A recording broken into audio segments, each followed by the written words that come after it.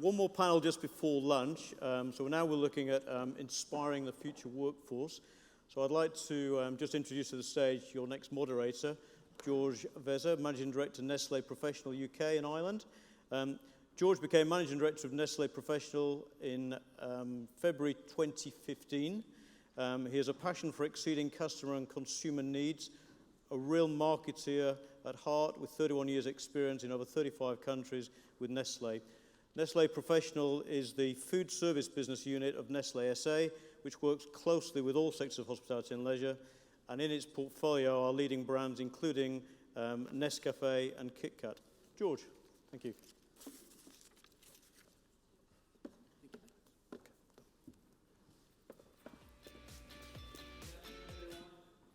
One more panel before lunch. I know you can do it. For those of you, just a quick announcement, for those of you that have a 1:15 private lunch, or had a 1 o'clock private lunch, it is now 1:15. So right after this, the private lunch will continue. Before I introduce my esteemed panelists, I would just like to kind of top line what we're going to talk about today. And I'm going to paint a really dramatic picture because I know we need to get the energy up now because it's lunchtime and you're hungry. So allow me this. We're going to talk about how to inspire our future workforce. And I'm going to say plan for the worst because we've been hearing that in this sector we have a shortage of people to work in our organizations. And I can tell you before Brexit, it was an issue with the big conversation and things that Ufi and her team have been doing. What I can tell you now is it is going to get a hell of a lot worse. We're expecting in a recent study from KPMG, if we have a hard Brexit on the in 2019, not having EU workforce available for us, without EU migrants, 65,000 job shortage per year. We see it coming. It's like we're standing on the track. We know the train is coming. It's not a matter of if, it's a matter of when. So let's start this conversation now with that in mind, that we have a labor crisis looming for the sector, and if we want to grow this sector, we need to start thinking about it now. So I'm going to ask our panelists to introduce themselves, and what we're going to try and do over the next 25 minutes is give you some pointers, tips, best practices as to what you can do now to prepare your organization for this looming labor crisis. And just to give you a concept of what the issue is, 75% of all waiters and waitresses in London are EU migrants. Think about that. 20 to 35% of all employees in the London area are EU migrants. If that stops, we have a crisis. So let's deal with it. Let's face into it. It's real. It's here. And we've got an excellent lineup of panelists that are going to tell you what we can do differently. So, have I scared you enough? I hope so. Let's move on. So please, first. I'm Nikki Kelly. I'm Head of Programs and Operations at Tottenham Hotspur Foundation and lead on employment and regeneration with the new stadium.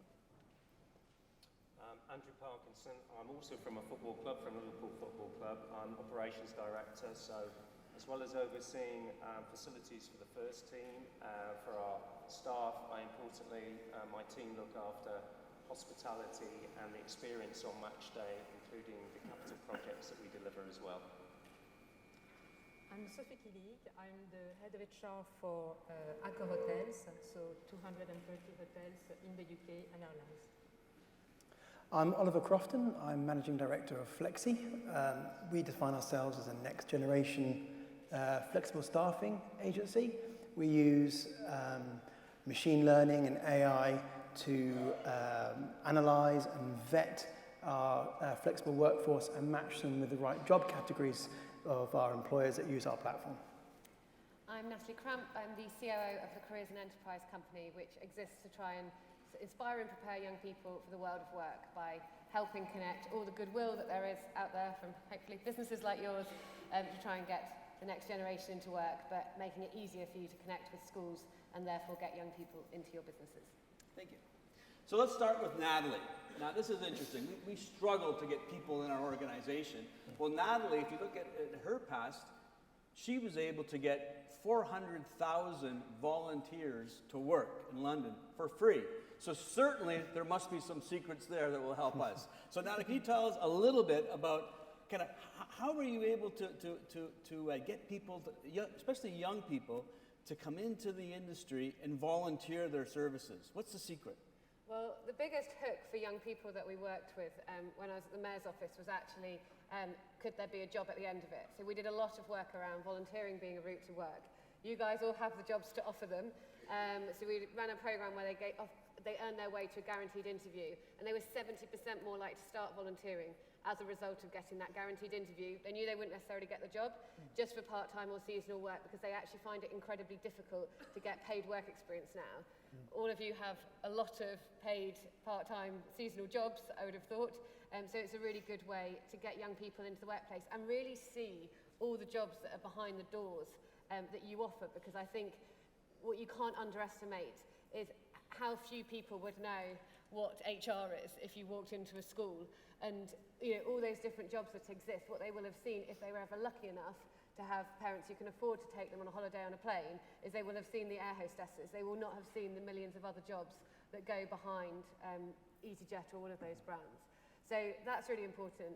In terms of volunteering, people want to be part of something. We did a lot of research when I was working at London 2012 to see why people would volunteer. And there's all sorts of different reasons. And yes, hopefully we're all very altruistic, but actually they want to be part of something.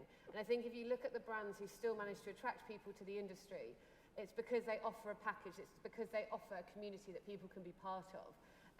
So you've got to think about, well, what is it that you're offering them? I know Marriott sort of really branded their graduate scheme to try and make people feel that they're really a part of something, they've got a pathway to go to, but making sure that they can see who you are as a business and what you've got to offer them, because they've come from an instantaneous culture, and so you've got to be able to offer them sort of rewards along the way that they're going to really help forge a pathway to their career. That's interesting, Natalie. I think everybody talks about purpose, and I think all of us in our business can bring purpose. It's not just about money. Now, one of the things that drives this sector crazy is the fact that our jobs are just stepping stones. Our jobs are just summer jobs. How do we change that perception with youth? So I think there's two things. The first thing is role models. Tell your stories better. Tell the stories of the people who have done, started off on the shop floor and worked their way all the way up. Because you've got them. You've probably got them more than any other industry. And there are some fantastic stories out there, and we've got to do that. And we've got to start changing perceptions in schools. Like, one of the things that we do, as well as connecting business into schools, is think about how through doing that, we actually influence parents' mindsets as well. Because, it's the parents and the teachers who also don't necessarily see hospitality as a first and equal option where it should be.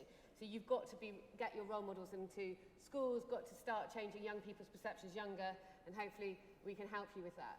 But my other answer to that question would be, why does it really matter? Because my first job was in the hospitality industry, and does it really upset you all that I'm now sat here leading the operations for a charity? Is that actually not success? And one of my team came up through the Premier Inn sort of graduate trainee program. I robbed her, sorry if anyone from Premier Inn is here, because she's amazing at running operations. And is it not successful that she's now doing a job she loves, making a difference to the next generation? And so you have to sort of think about it from a young person's perspective, that there are no jobs for life now. We just heard from someone who's been in the industry a long time, and I think that's changing more and more in every job. And as a young person, I was challenged by my apprentice recently. We were having this team away day, and he stood up and he said, "Oh, that's all very nice. We were trying to work out a strapline for our purpose. So that's all really nice.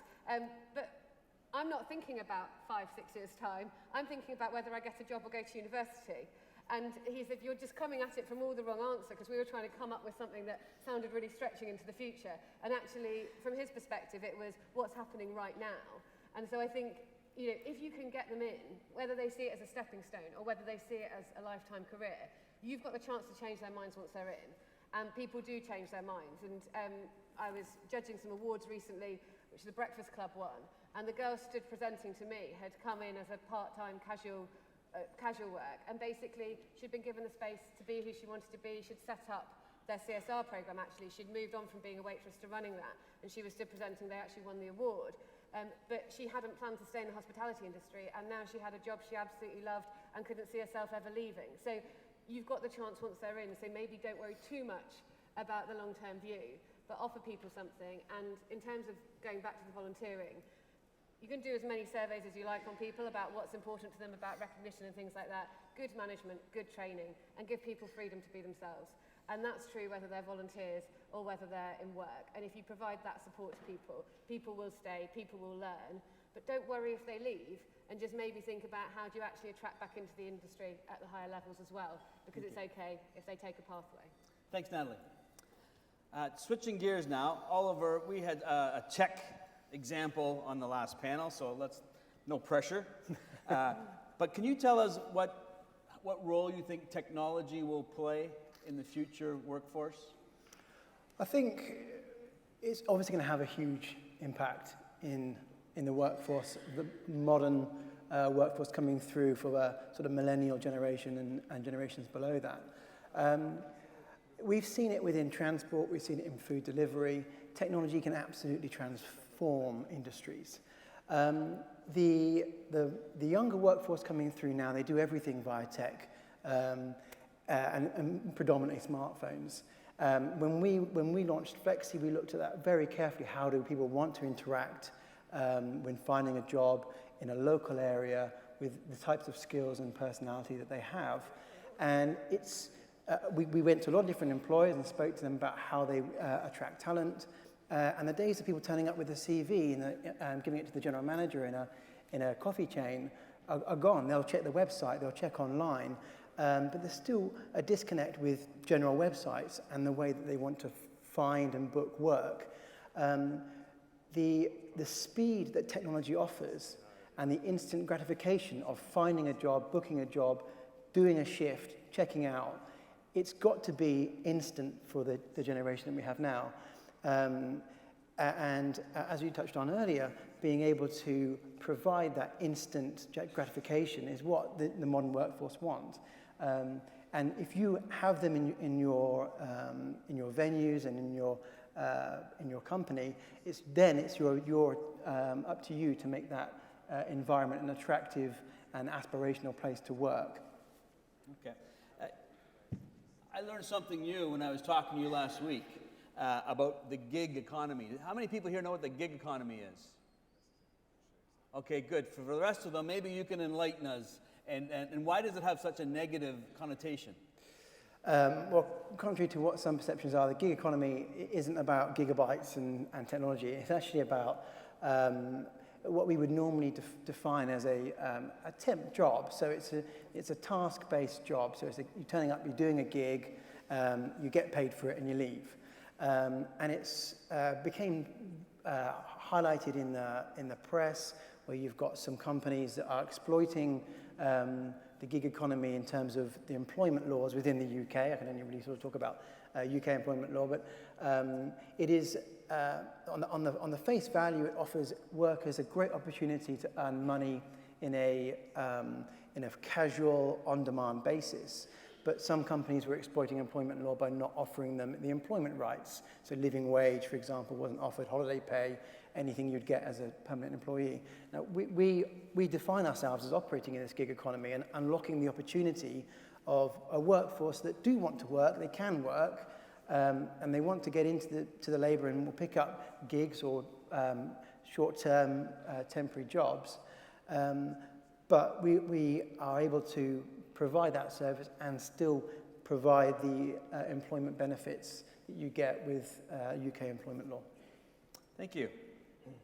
So, over to you, Sophie. Question I have for you is about diversity, because it feels as though that the pool for labor is going to be much smaller in the future.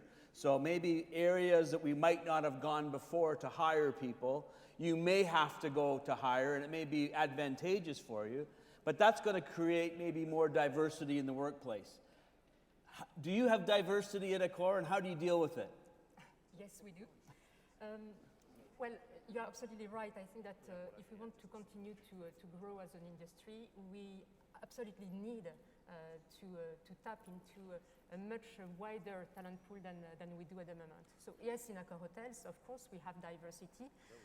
We have been moving already quite a while ago from the diversity nice to have to a really inclusive talent management strategy. And when you have, of course, 230 hotels in the UK, it means that it's 10,000 employees, it's more than 100 nationalities, it's men, women, people with qualifications, PhD or nothing, experience, no experience. So yes, there is a diversity. But is it the diversity that we want? I'm not sure. So we need to manage much more effectively this diversity. And I can give you a very simple example. In Accor Hotels, we have noticed that even if we have nearly 50% of men and women in Accor Hotels, in senior positions, we realized that we didn't have more than 20-something% of senior managers female. So concretely, what do we do about this? Well, I think that for us, we have very concretely taken a set of 3 different actions. The first one is really about awareness, just to make sure that, first of all, we are very transparent about where we are today in terms of diversity, where we want to go. As well, the prejudices, our own prejudices, and most importantly, the benefits of diversity, and gender diversity in particular. The second set of actions was about commitments, and public and firm commitments. So how do we share with everybody what we want to do and where we want to go?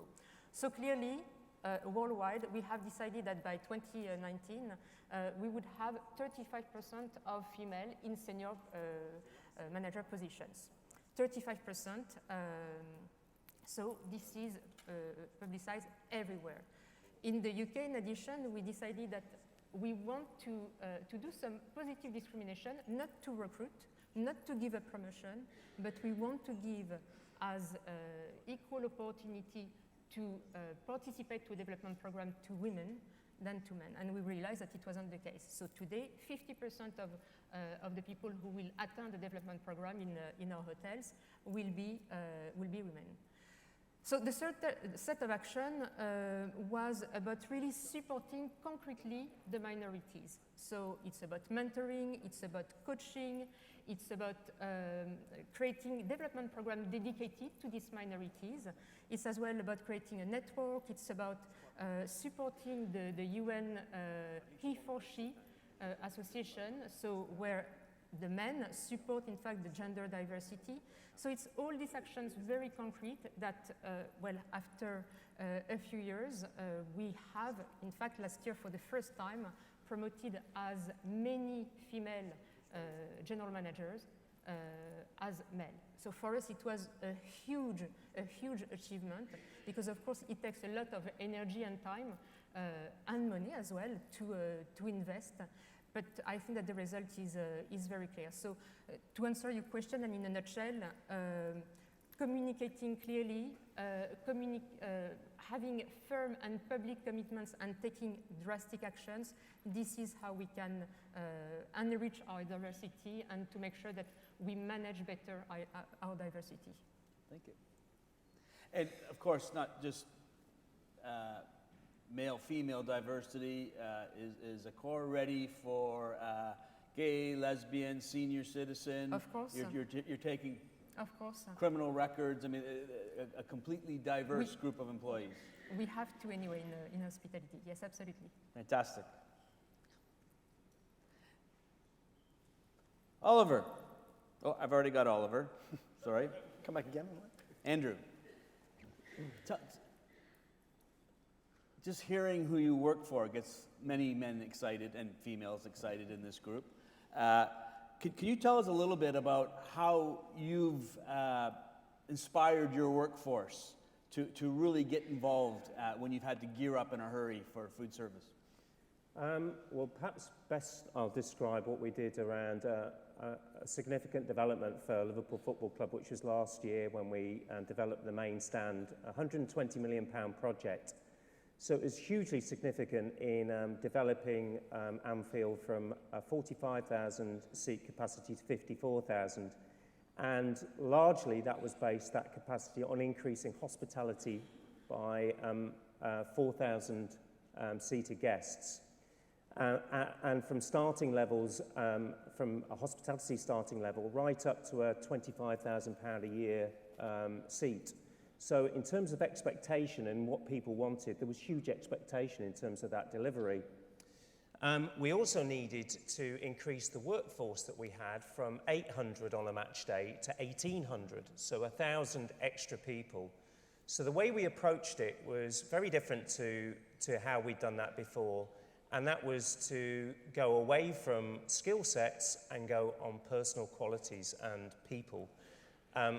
It's not the worst place in the world to work, is it? So what we also did is, going back to the point of millennials, is increasingly people want flexibility, and it's about us as employers recognizing what their needs are as much as the power of the place they're going to work.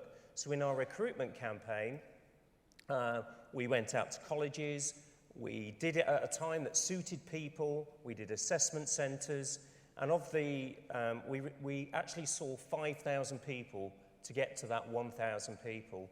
And we talked around working for the club and how they could be involved, but also making it a great place to start thinking about a career.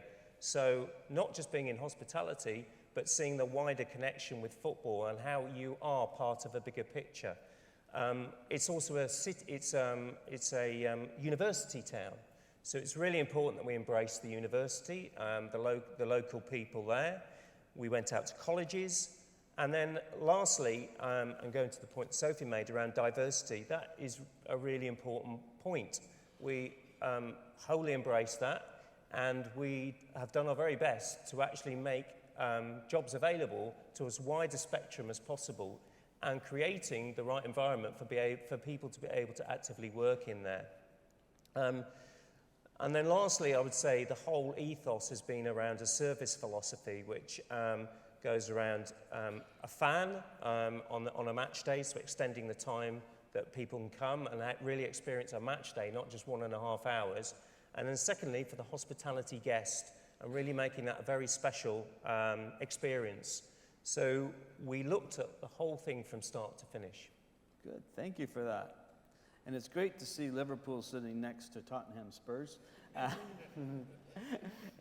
Nikki, can you tell us a little bit about, I'm going to ask the question, do you think us as an industry works close enough with the third sector? And do you have any examples or best practices of some of the industries that have worked close with you and what the benefits have been? Yeah, so I think first off, sport is a unique engagement tool. It reaches every single part of communities, and the challenges you all face as employers about recruitment from perhaps people with more complex needs, people with criminal records, the support and the tools that people need to engage to access employment are all areas that sport can play a unique role, and how you have a marriage between hospitality and the sports sector. I think it's quite significant that you have two Premier League brands on the stage today. And I think that what that says is that actually on the pitch we may compete, but off the pitch there is quite a hidden story, I think, still about how the community schemes work together as a collective to engage with hundreds of thousands of young people across the country every year. We see about 5,000 young people in long-term programs ourselves annually, and engage with about 10,000 young people. We work with over 90 employers, and as a community foundation, we lead on the employment scheme for the main stadium. That's seen us with Sainsbury's, which was the first phase of our stadium regeneration, look to recruit 216 people for the roles available in the Tottenham store when it first opened. We saw, working with Sainsbury's, but also with our local authority and the rest of the providers within our sector, a co-production model, and that is really where we need to focus. Recruit all 216 jobs within a 3-mile radius and see 500 people in workshops over a 6-week period. That then delivered an employment and skills partnership across the borough, which now sees us as a football club and foundation written into Section 106 agreements from everything from Premier Inn coming into the borough to new redevelopments, even creating construction academies. What that's done is create 1,000 jobs within our local community over the last 3.5 years. And the big hospitality conversation being one of the most successful in the UK, which we're incredibly proud of, which saw over 2,100 job opportunities created on the day, and over 1,000 young people come and take part in that event. All of those outcomes are tracked, and there's a huge alignment between how we demonstrate your CSR, your recruitment, and your economic value. And we demonstrate that by producing social return on investments reports, which again add value to brand association as global brands. To pick up the point about role models, one campaign that we've recently done, which is Extraordinary Spurs, which was all about demonstrating case studies. Our prisoner mentoring DVD was actually one of the most successful social media films that we put out, with over 2 million hits. The campaign overall achieved over 6 million hits in terms of demonstrating things like employment schemes for people with disabilities, how we start to have a different conversation with young people using the tools that they access all of the time. So for me, it's a huge opportunity. I'm not sure we've really grasped the value of what that means yet and how we do that better. But it is having the commercial conversation with the community and how we engage at every level. So if it's okay, well, I can talk forever about this. Thank you very much. Is just to use one volunteering example, we approached our commercial caterer 2 years ago to take over one of the kiosks in the North Stand, which for them, obviously, as you were saying, on a match day, you know, you have your fans in for a minimal amount of time. You need to maximise the economic value of that as a club caterer. So they did give us the stand, and we put 12 volunteers now through every home game. The kiosk earns more than any of the other kiosks because it's branded up about giving young people an opportunity. Our fans understand that. Commercially, that's worked out as a viable model for our caterers and is a great story to sell. And we've had 100% recruitment into those part-time match day vacancies after people have done 3 games. So it's become a great recruitment mechanism. So I think the biggest thing for me is there isn't one answer to solving this problem, but you do need to be thinking creatively. It's about multiple touch points. It's about looking at different funded programs and schemes like ours that exist within the community. And then it's about demonstrating that value to add to your commercial goals. Thanks, Nikki. All right, you're 6 sentences away from lunch. And a sentence is a sentence. Key message in 1 sentence from each of you to give to our audience on how we inspire the future workforce. Think outside the box and roll our sleeves up to work together to achieve better outcomes. Good. Andrew. Create the right culture for your business and make it exciting for people. Good. So we need to be creative, disruptive sometimes, and agile. So it's up to us to, as a company, to learn, to unlearn, and to relearn. Thank you. So embrace technology and innovation, and look at flexible working, not as a temporary solution, but potentially as a long-term solution. I would just say become an ambassador and let the Careers and Enterprise Company help you to change the hearts and minds in young people, teachers and their parents, that the hospitality industry is one of the most awesome industries to be in. And from me, retain the people that you have, because it's going to be hard to replace them. Thank you very much, everyone. Enjoy your lunch. Thank you. Well done.